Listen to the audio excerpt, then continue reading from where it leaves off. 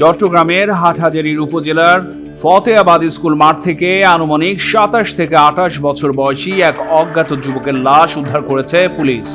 ওই যুবককে মারধরের পর ছুরিকাঘাতে খুন করা হয়েছে বলে অভিযোগ উঠেছে।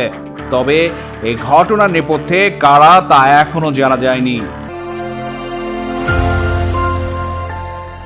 11 ডিসেম্বর বুধবার বেলা 12:30টার দিকে পুলিশ লাশটি উদ্ধার করে। এর আগে সকালে স্কুল মাঠে লাশ পড়ে থাকতে দেখে থানায় খবর দেন স্থানীয়রা।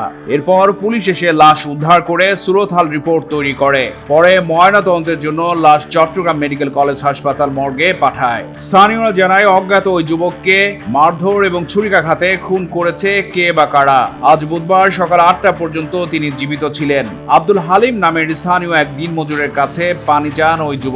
এরপর তাকে 2 গ্লাস পানি পান করান হালিম।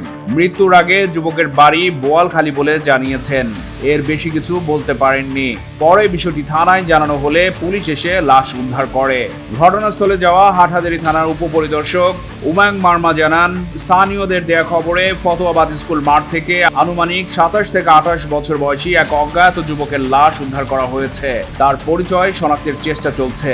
এ বিষয়ে হাটহাজারী মডেল থানার ভারপ্রাপ্ত কর্মকর্তা আবু কাউসার মাহমুদ হোসেন বলেন, লাশের সুরতহাল রিপোর্ট তৈরি করে ময়নাতদন্তের জন্য চট্টগ্রাম মেডিকেল কলেজ হাসপাতালের মর্গে পাঠানো হয়েছে। তদন্ত রিপোর্ট আসলে মৃত্যুর আসল কারণ জানা যাবে বলে জানান ওসি। চট্টগ্রাম প্রতিদিন নিউজ ডেস্ক।